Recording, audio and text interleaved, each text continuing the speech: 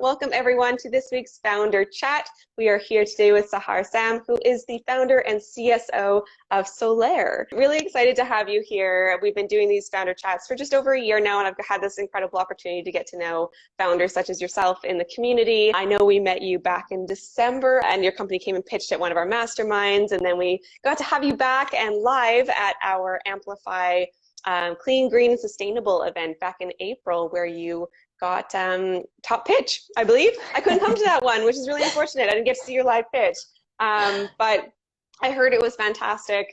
Obviously, everyone there thought so as well, and excited to introduce you to those who may not know you here. So welcome everyone who's here so far, and just I'll go over a little bit of what this is going to look like. It'll just take about 30 seconds for me to explain, and then we can pass over the mic to you, Sahar, and get to know a little bit more about you and about Solaire. So if you haven't been to one of these before, what's going to happen is we have about 30 minutes here today for a relatively casual kind of interview style conversation where we'll get to know about the origin stories of Solaire.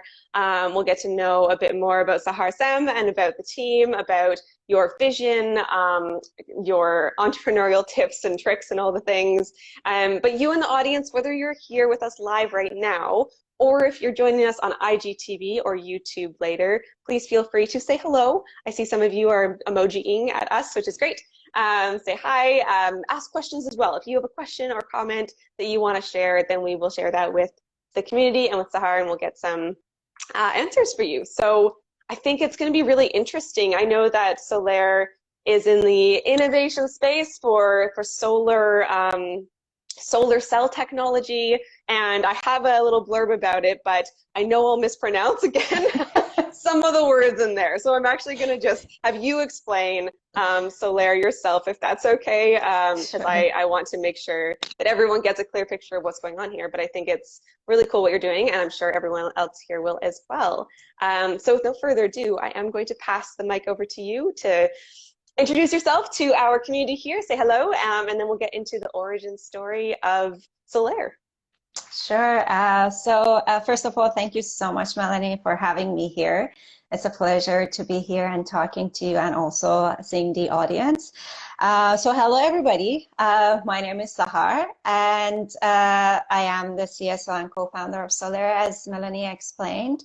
So what does Solaire do? Solaire is a clean tech company. Our focus is to develop a new material and also develop new solutions for harvesting sun's energy and use that energy to create electricity and power. So that electricity comes from clean source, and definitely that will help us to contribute lowering the CO2 emission and also basically preventing more of the climate change. And so yeah, that's basically the focus and the vision of Solaire, to make solar energy and solutions for harvesting solar energy more accessible and more affordable for everybody, so that we can reduce the environmental footprint. Mm-hmm. Yeah. Yes, amazing. I know people have been looking at this for a very long time, and we see different versions come out over the years. I remember in my university degree, I specialized in environmental health, and looking at solar energy was part of that, and it was like, there has to be an affordable way to do this. When is this going to happen? So where did this come from? Like, where did your team come up with this idea? Yeah. Why did you go the route you went, and how are you different? I'd just love to know more about like what's unique about Solaire and that story behind you and your team. Yeah, sure. So I think I can share a little bit about my own story, so then how I started and how I got into Solaire. So absolutely. I am originally from Iran. I grew up there, and I moved to Canada about 10 years ago to do my PhD at the University of Victoria. Right. When I was a kid, I always liked to do craft and like paint and stuff like that. One thing that always kind of like, it was kind of my behavior I never threw out anything, even when I was drawing something. And if it was like supposed to be a house and it turned out to be an ugly house, it wasn't supposed to be like this, I never threw out that drawing. I changed it to something else. It was supposed to be a house. I changed it to a big mountain. Now I continue. So that behavior kind of stayed with me. And even during my PhD, when I was doing my research, the research was on making devices for early stage cancer detection. All right. And I was fabricating that device and I couldn't get that device work. Everything was going wrong. I couldn't understand why things are not going the way that they were supposed to. But like at the end of the day, of course, like 4 years, I lost half of my hair. I figured it out. But I went back again and I looked at the problem that I was facing and I thought that the problem, maybe it was a problem for that device that I was trying to make, but maybe that could be a solution for other problems. And that's how I started thinking about this technology, and I invented a new technology based on that problem, a new technology for making transparent conductive electrodes that are very essential layers for solar cells and also for devices like our phones, our laptops, our TVs. So that is something that I kind of like, I hope I can keep it inside me, because I see the value now. I see the value that it is good to, okay, face the problem, but also at the same time, don't erase it when you solve it. Still like think about it and see if you can find another use. Maybe that problem is not always a problem. Maybe that could be a solution for other things. So when I finished my PhD, I was thinking about starting my own business. I started thinking, and during my master's, I honestly, like my master's was on solar cells again. So it was like focused on thin film solar cells. I was thinking that I was always like fascinated that how come we have these abundant free energy, and how come the technology is still not getting there? Like there is amazing technology. It's completely like, it is advanced, but there is so much like limitations and so many drawbacks for this technology. So I was always like, in the back of my mind, I was thinking about, we need to come up with a way to be able to use that energy, and how come we haven't figured it out yet? So I finished my PhD. I started thinking about having my own business, but I was kind of like scared because I was kind of new to Canada. I just graduated. I didn't have any network. I didn't know how to run a business in Canada. But I started thinking, talking to people. I even got kind of like headhunted, and they told me that there was an organization that said, we can help you start your own company, but we will have the equity from your company, like more than half of the equity of your company. And I honestly thought that, okay, maybe that's the way, maybe that's how I get the experience, and let's do it. But then talking to my friends, they told me, don't do it. There are other ways there. You can get mentors, you can get advice from people without losing the equity of your company. And fast forward a year and a half ago, I started thinking that, okay, that's enough. Waiting and talking and like planning, that's enough. Now I have to do it. I have to start doing basically what I wanted to do. And I started thinking about having my company, and started, of course, solar cell. That's the main focus, which I always wanted to do. And then with my co-founder, we incorporated the company, and then we started hiring 2 co-op students. It was basically me, and then my co-founder, and then 2 co-op students.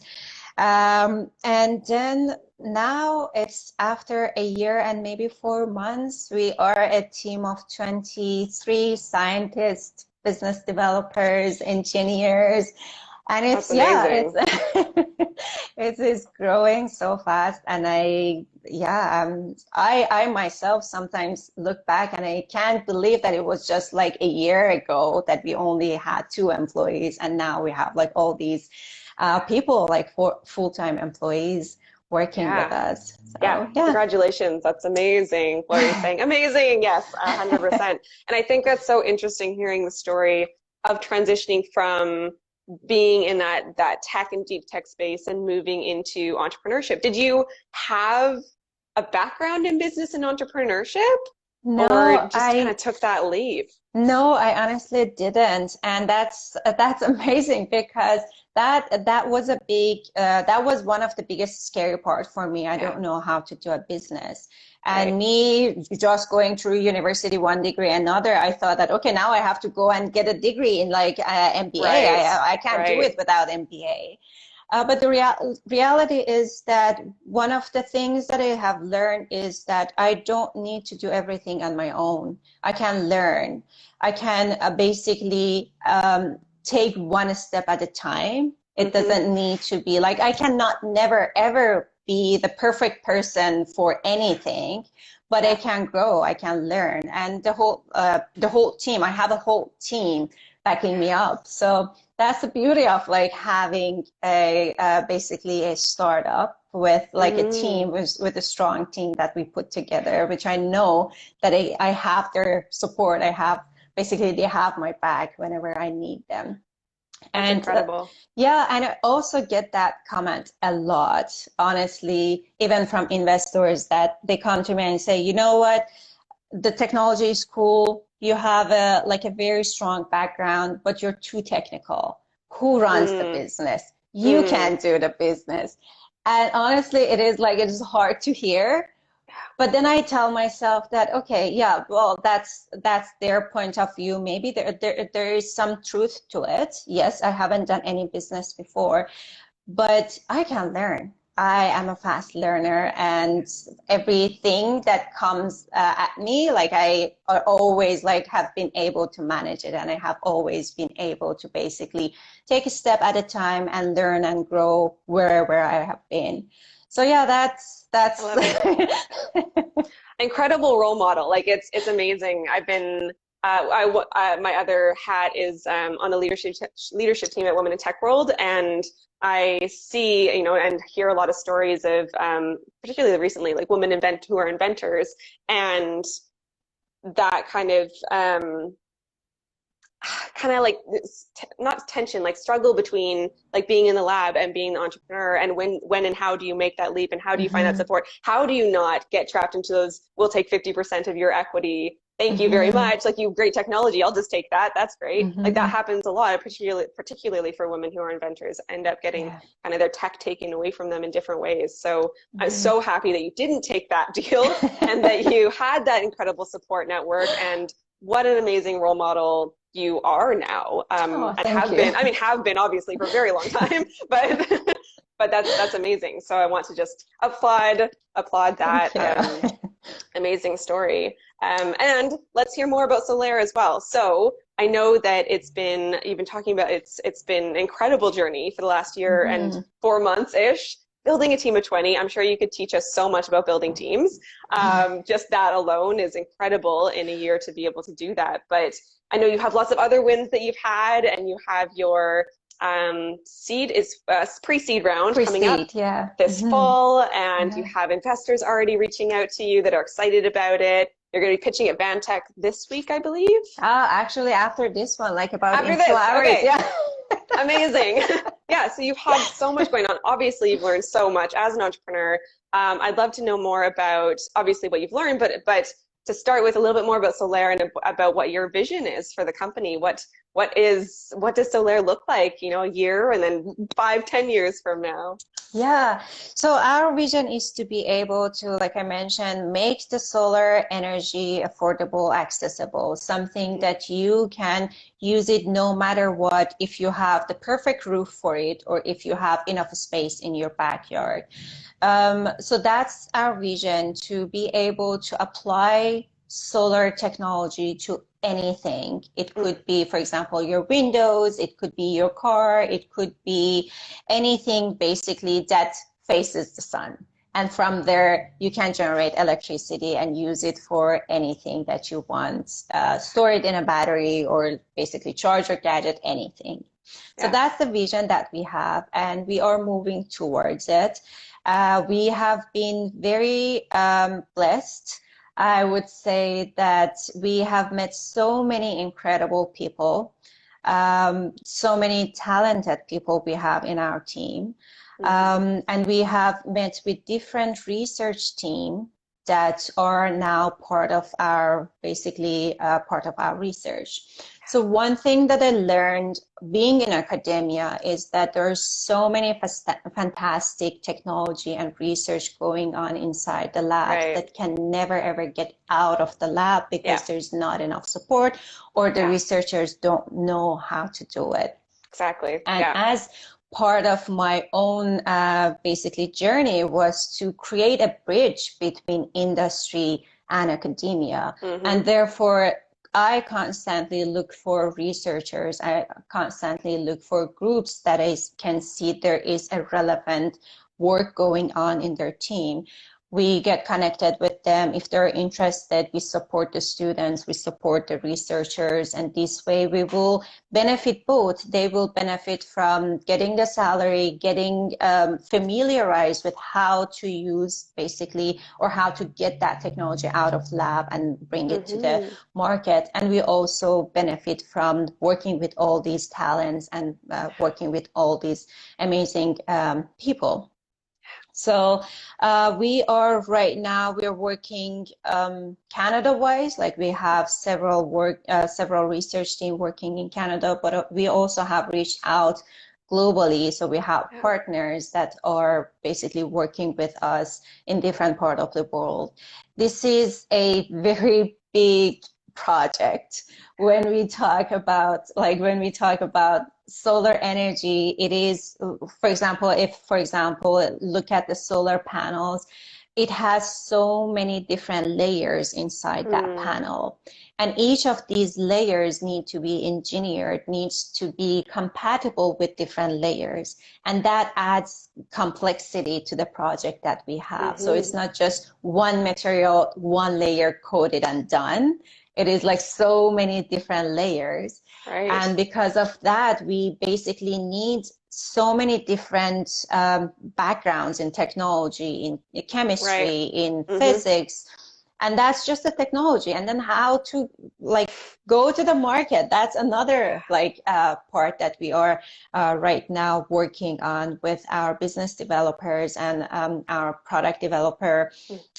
Basically, they are talking to different manufacturers. They are working with different partners to get the customers. We test the customers will test our product. Then that would be evaluation. Right now, that's where we are right now, that the customers basically order or ask for our product. We send them, they test it, they evaluate it.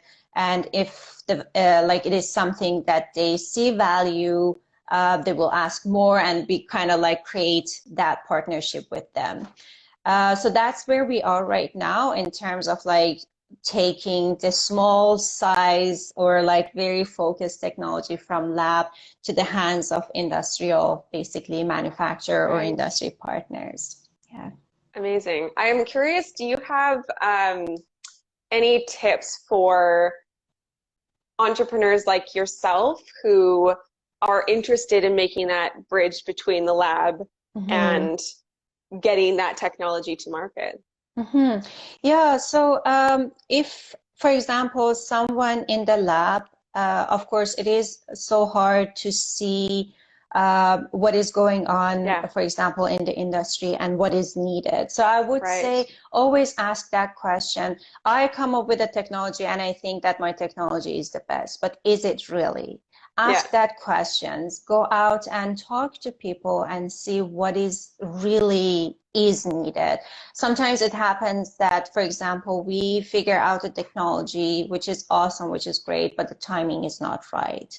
Or there is something that, for example, it is great, but if you don't talk about it, if you don't look at other, basically what is needed from, for example, customers, then you won't be able to evolve that technology the way that is actually meeting that requirements for our customers. So I would always encourage researchers to little bit like take your focus out of the lab and look at the industry, look at the customers. Who is your customer? What your customer really need? And then when you ask those questions, then you realize that, oh, okay, so there's a potential. And then when you see that potential, you get more excited. And then reach out to mentors, reach out to people who can guide you how to take that technology out of the lab and basically bring it to the industry. Always, I would say that reach out to people. And there are, like, I am blessed that I have so many incredible mentors and advisors who have helped me a lot. And I know that if one day I feel like, okay, I am in that position that I can help someone, I would be more than happy to just like sit, grab a coffee, right now virtual, but later hopefully in a coffee shop, and just tell them and just share my experience and tell them what they need to do right at the beginning. Yeah, amazing. Thank you so much for that. I think that's really helpful. Amazing. So we have just time for a couple more questions. So whether you're joining us live, welcome to those who have joined us since I last said hello, or if you're joining us later on IGTV or on YouTube, feel free to ask any questions that you have. And if you just joined us, also make sure to come back and watch the beginning. We've essentially covered everything from Sahar's journey, from master's to PhD to back to master's kind of topic, and learned how we got to Solaire here today and what the last kind of year and a half has looked like of building this incredible team and where they're going from here. So learned a lot about Solaire and really appreciate that, and really appreciate all the tips that you've also provided. And I know you've touched on a lot, you've touched on here today that you came to Canada, that you have built this big team.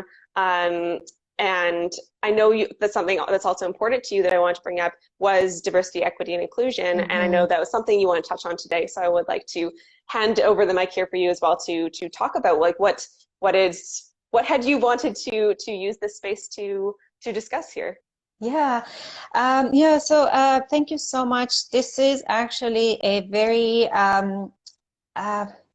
important topic to me, because I experienced it by heart. Like, I've been in so many different situations that I felt like I'm not being seen or I'm not being valued just because I'm too young or I'm young, or it's just hard, and I don't want to see that again, and I don't want my team to go through that. So one thing that I really want to emphasize is that our team is very diverse, and we have different, basically, women, men, like with different backgrounds, not just because not just the science background, but also like the different ethnicity coming to the team.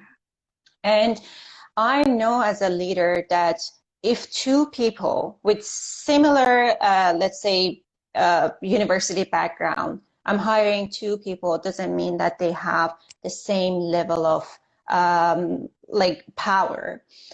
Of course, they can get in the same level, but I have to give them the platform. I have to, sometimes some people need to feel more comfortable until they kind of like flourish, and until they kind of start being themselves and start basically like using the power that they have.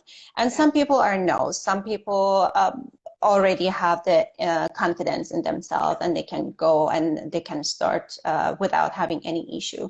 So I myself, I'm not usually the best self-advocate, and I know that there is that's the problem with many other people, especially women, especially younger women.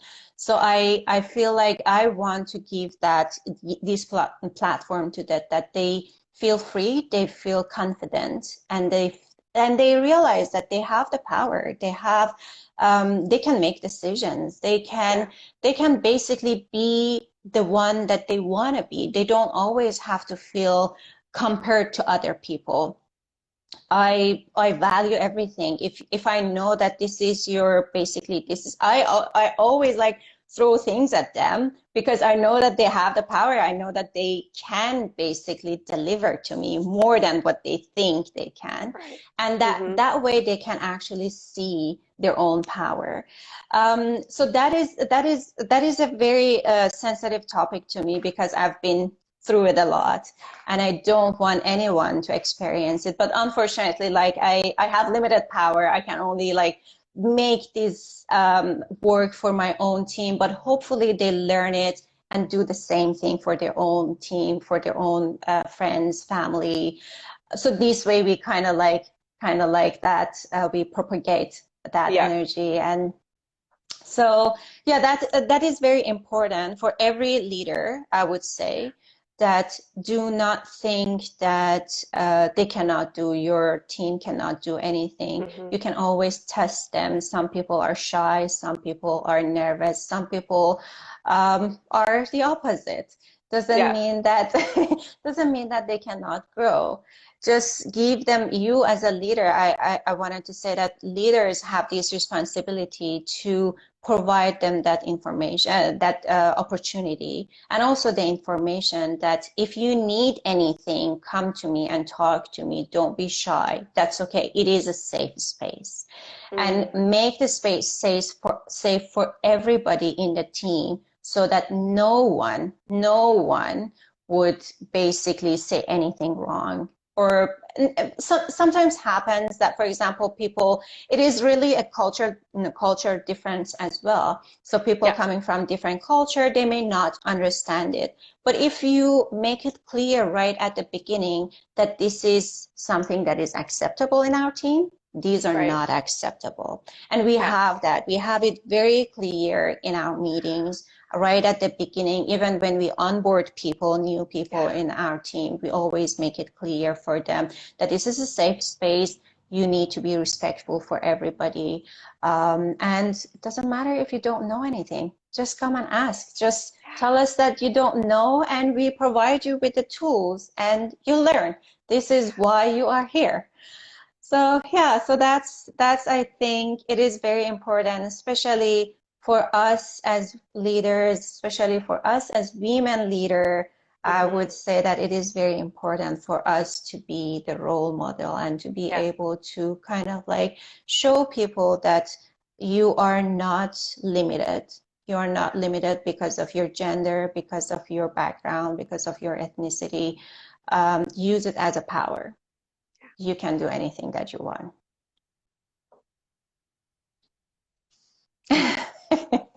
Just thought I'd pause. I didn't need to say anything just then. And that's great. And I love that you can start this from even when you're building, like you're never too small to start.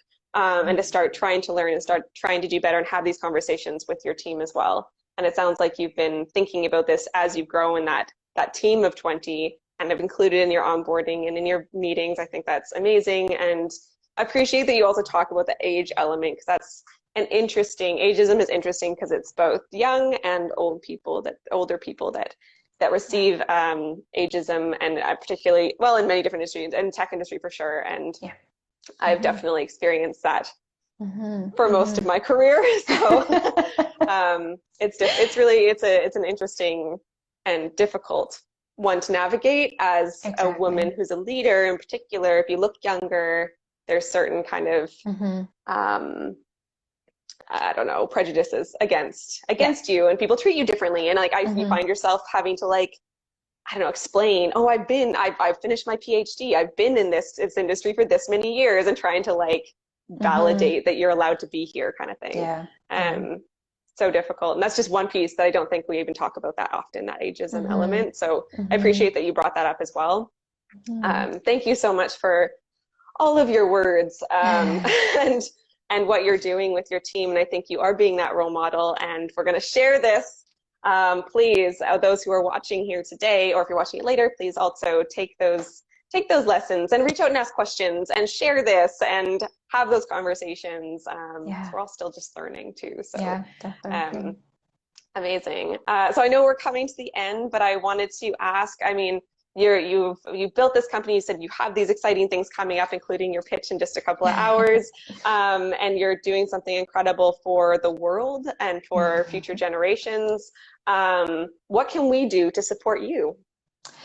That's a great question. So we always look for people who are interested in actually getting some experience in this industry. So we always have the door open for people with the relevant backgrounds. Doesn't matter if it's in business side or if it's in technology side. So reach out to us. If you are a person who is interested in this area, please do reach out to us. And also, again, with universities as well, if you are working in this area and you want to get involved with industry, again, we do want to have support from university, and we do want to be able to support researchers at universities as well. And we specifically are looking for adding a salesperson. So if someone has experience in the network, if someone has the experience of sales in technology area, that would be great. So we would like to have a conversation with them. Amazing. Okay. So if you're in sales tech area and interested in anything that you've heard here today, reach out. If you are in academia and are interested in working with Solaire, reach out. And the third one was that if you are just interested in general in this industry and are looking for experience. So that's amazing. And where can people reach out to you then? What's the best place for them to get a hold of you? Sure. So they can always email me. They can go to our website, solaires.net.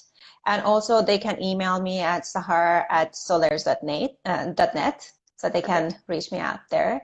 And of course, last ask is that we are opening our pre-seed round in September. Of course. Yes.